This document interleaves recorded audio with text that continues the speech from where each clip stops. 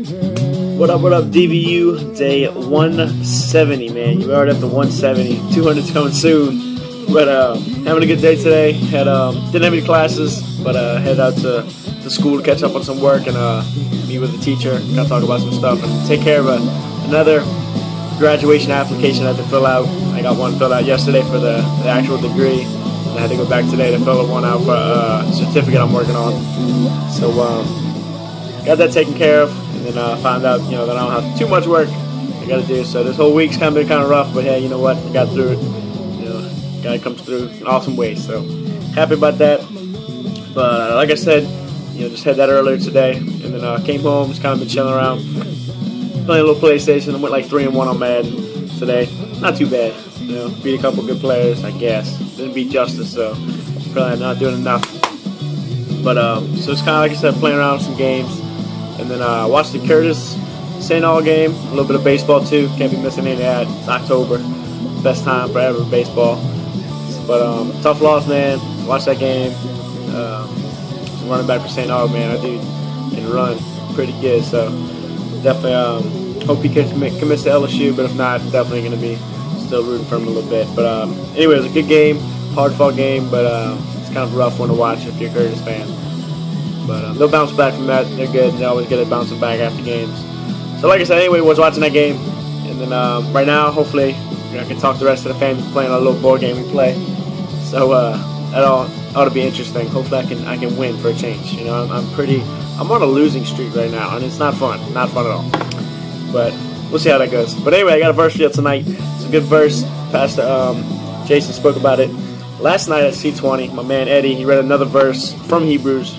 It was kind of relating to it a little bit, but he didn't read this one, so I'll go ahead and touch this one on. I'm not saying you did a bad job, Eddie. You did great, bro. But I like this one a lot. So Hebrews chapter 12, verses 1 through 4.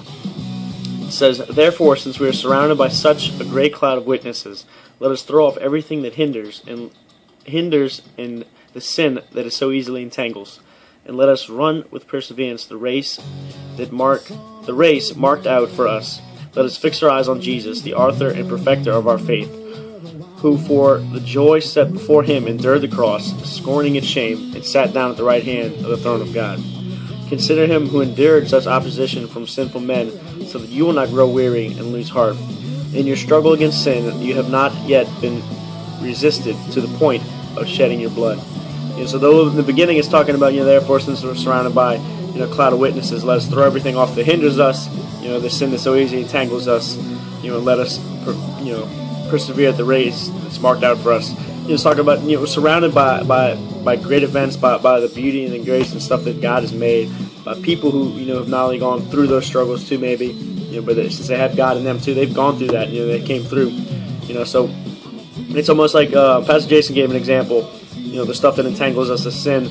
And, it's like God's reaching out his hand to you. He's holding out his hand to you, right? And you want to grab it, but you're also holding on to all that sin. You're holding on to that bad stuff in your back, right? So you got two hands being yanked on here. So which one are you going to choose? You're going to let go of what's holding you back, the sin that entangles you, or you're going to go ahead and accept God and grab onto him and let him come pull you through what you're going through. So that's kind of what the second verse is talking about. It's talking about let us fix our eyes on Jesus, the author and perfecter of our faith. The one whose joy set before him endured the cross, scorning his shame, sat down at the right hand of the throne of God.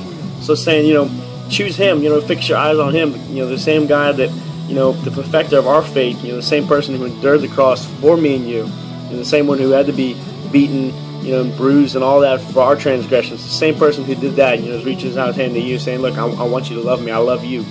So, and then verse 3 is talking about, consider him who endured such opposition from sinful men, so that you will not grow weary. So he did all that, not only to save your lives, but that we won't grow weary. That we won't let the sin and the stuff that entangles us get into our lives. And it's talking about the last verse. It says, in your struggle against sin, you've not yet resisted to the point of shedding your blood. So look, you're resisting sin, man, but you're not at that point where you're shedding blood over it. So it's not that big a deal. You can get through it. You can get through anything with God. So great verses. Hopefully I like that one too. But hit that like, share, subscribe, double tapping buttons as usual. And DVU, day 170. That's a wrap. Have a good time tomorrow. Watch, I think LSU plays. I don't care. I don't watch football for LSU. I'm a baseball fan.